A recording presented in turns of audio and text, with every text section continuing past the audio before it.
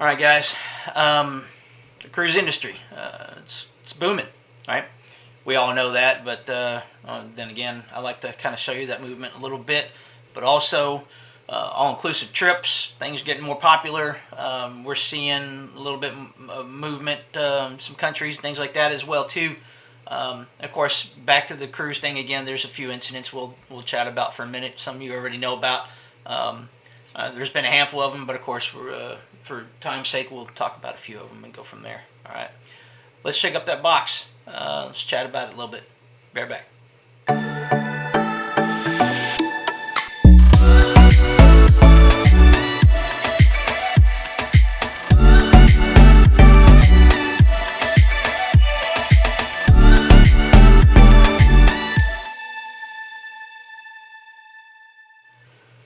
Welcome back. I am your host, Art Wallace. I'm trying to grow this channel a little bit further here so that we can get some better news out there and definitely have this as a forum to kind of chat about things going on, not only in the cruise industry, but also just trips elsewhere.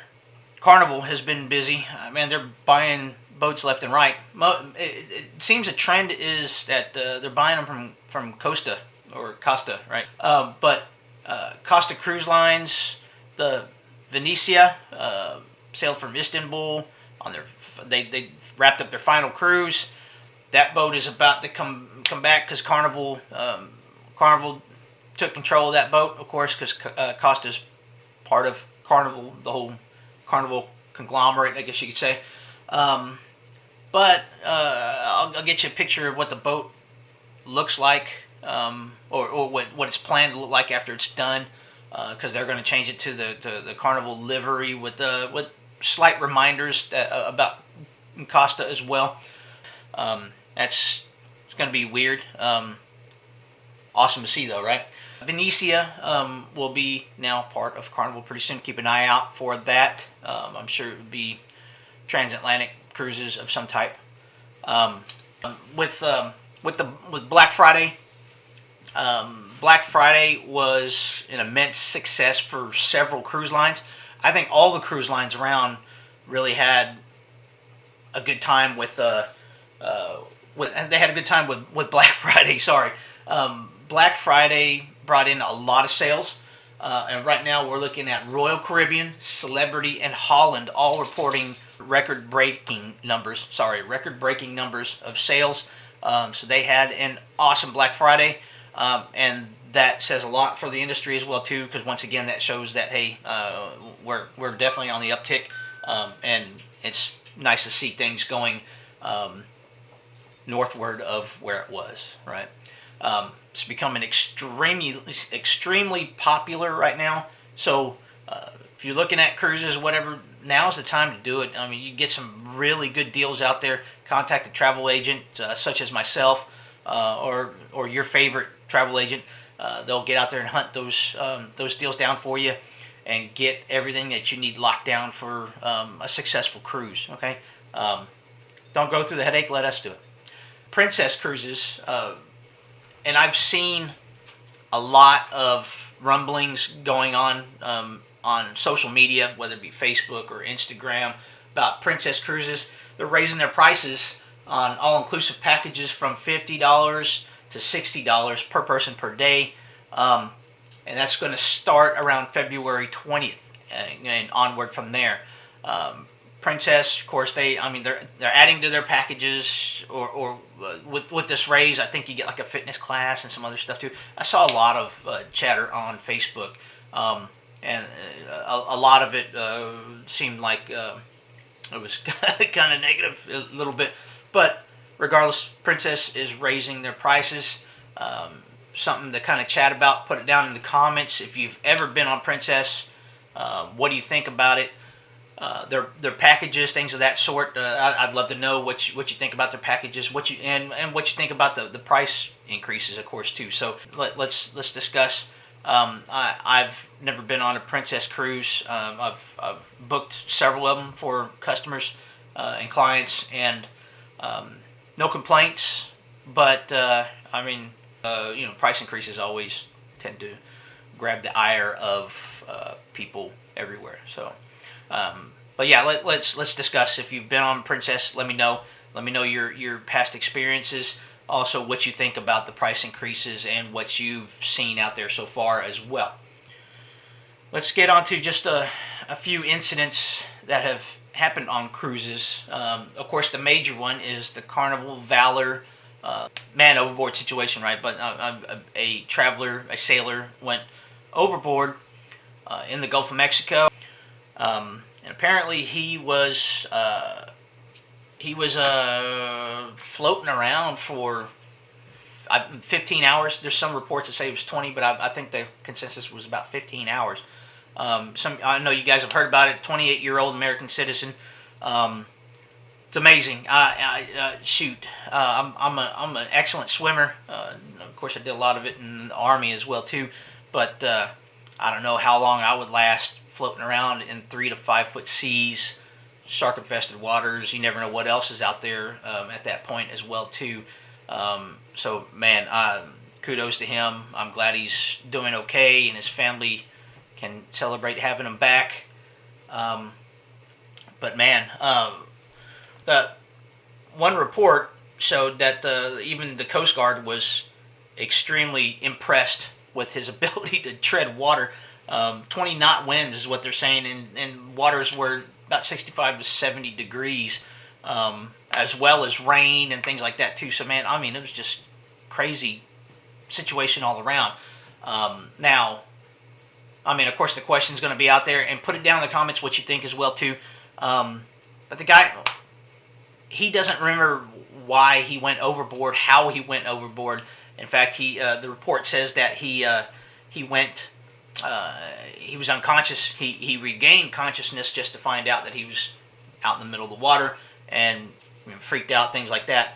But I'd love to see what you guys have heard, what you guys have seen, what you think as well too.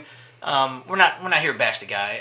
It's not a situation at all. But curiosity definitely can grab the inner psyche and like, okay, so how did this happen? Why did it happen? And I'm sure Carnival's wondering the same thing, especially since the Carnival Valor is a pretty stout ship. I'm sure they have all the things in place. Like I'm hearing that there's sensors out there. People fall over. If you guys know about that situation, let me know in the comments. Let's talk about it. Find out. Even some guys that may be experienced in the maritime industry, they have like sensors. I know that the barriers have to be at least 42 inches by law. It's got to be so high, but that only stops a certain demographic there. So there's got to be like sensors or something like that that shows man overboard or whatever the case may be. I'm curious though, so let's let me know what you know, what you hear, what you've heard, and we'll go from there because I'm kind of curious about that myself. I wonder what happened. Of course, first thing goes everybody has that he was drinking or something, right? But once again, I'm not down in the guy. That's his situation. I'm just kind of curious as to what happened. So, but another one, the Viking Polaris. The Viking Polaris was about 3,000 miles south of Buenos Aires, according to the Buenos Aires Time. A rogue wave, which must have been huge, because the Viking Polaris, it's not an extremely huge ship, but it's not extremely small either. So for a rogue wave during a storm to come up and smack several glass panels and cause them to break in the booths and things like that is amazing. I mean, it's some sheer power right there. But Viking did report that it was with great sadness that we confirmed that a passenger passed away after this incident. We have notified the guest families and shared our deepest condolences. But the report is out there saying that one person died and another 4 were injured. They were sailing south of Buenos Aires around the Antarctica area. I'm sure it was one of these expedition-type cruises maybe. Viking is well known for their luxury liners. But I think they do have, in fact, I know they do have some expedition-type cruises. But they were near Antarctica. So and of course, it happens all the time, right? I mean, you're going to sail through some storms. Sometimes just roll of the dice. Um, but this storm must have been stiff to knock some glass panels off, and of course, it's sad that some people were injured and somebody passed away. But they were in the middle of the storm, sailing around the Cape Horn, and I mean, rogue wave during a storm hit the boat, and it's just crazy to see that. If you've ever been through a storm on a ship, let me know. I've sailed, but I thank God I haven't had the experience of going through a major storm. But if you have, I'd love to hear your experience. And put it down in the comments. Let's talk about it. I'd love to hear where that happened as well, and how you fared as well. All right. But the Viking Polaris, its capacity was about 378 passengers with a crew of 256. So it's a mid-sized boat at best. So I'm sure it was a rough ride. But anyhow, love to hear about your stories in a storm as well. But now let's just go ahead and finish it up here, because I told you I was going to include some all-inclusive trip information as well as trips to other countries and things. I am getting a lot more cooperation from some of my other suppliers out there. One of them being Brendan Vacations. They are well known for offering trips to Ireland and Scotland. Okay, I think I've spoken about them once before, but they're really reaching out, and they're really starting to punch out into the market again now that things are on the up and up. Ireland, Scotland. If you've ever traveled there, let me know what you think. I've been to both, of course, during my time in the Army.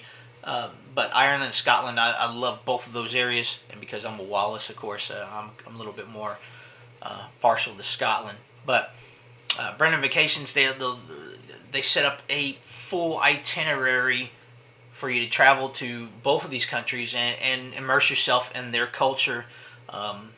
And there's just a plethora of activities that you can pick from as well too. They're offering some deals out there, so let me know if you're interested in Ireland and Scotland, as well as some places in Asia. I know Asia right now is still the whole area. It depends on where you want to go. The COVID scare is still kind of out there a little bit, so get with me, and we'll talk about that in depth later. Should the popularity arise about that discussion. Been to all over Asia. Once again, my Army days, and a few times outside of the Army. But Thailand is one of my favorites. The Gulf of Thailand. You get out there, all these just beautiful teal green water and these mountains everywhere. It's a great time, and it's a culinary explosion. I mean, there's just so much great food to be had out there. Great times.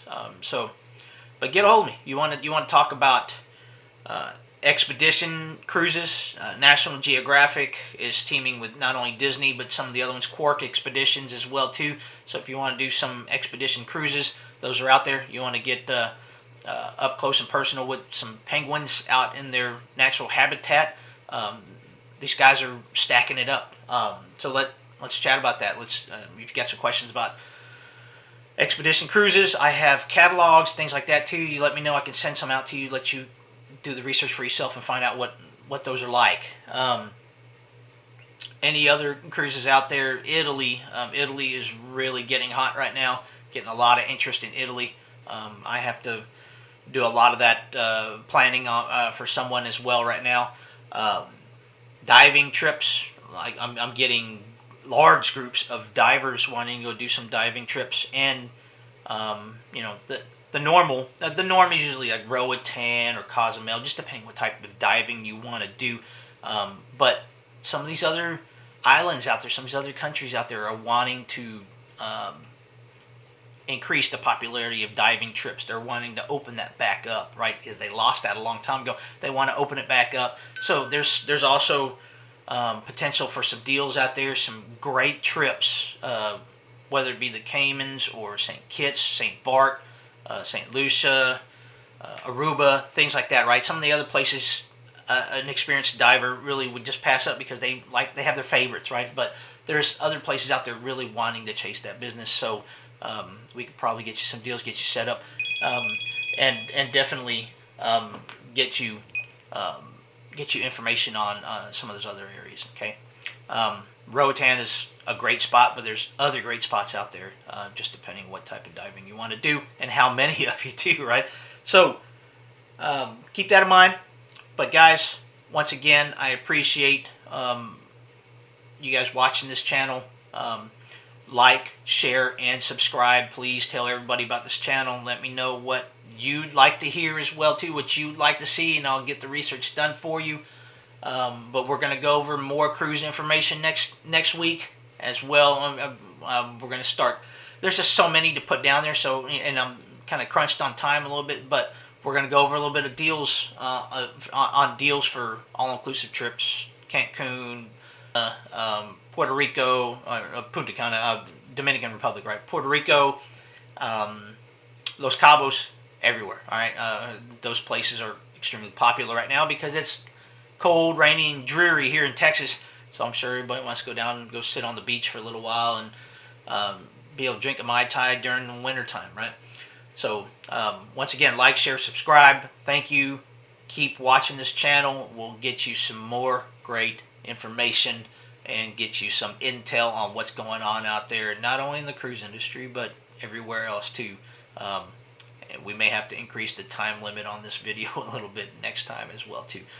But guys, thanks a lot. Once again, this is Art Wallace with Country Mile Travels. Visit my website, www.countrymiletravellllc.com. We even have a booking tool on that website, so if you see something you like or you just need to find something you like, find it on there. You can even book it if you want to, but give me a call, let me know so that way I can keep an eye on it as well too. But you can book on that website as well. Find any bit of information you need, and we'll go from there. All right. You can email me at artwallace@countrymiletravellllc.com, 931-206-5057, and visit my website. And other than that, you'll see my ugly mug next week. And remember, don't just travel, go the country mile. Thanks a lot, guys. Gig 'em.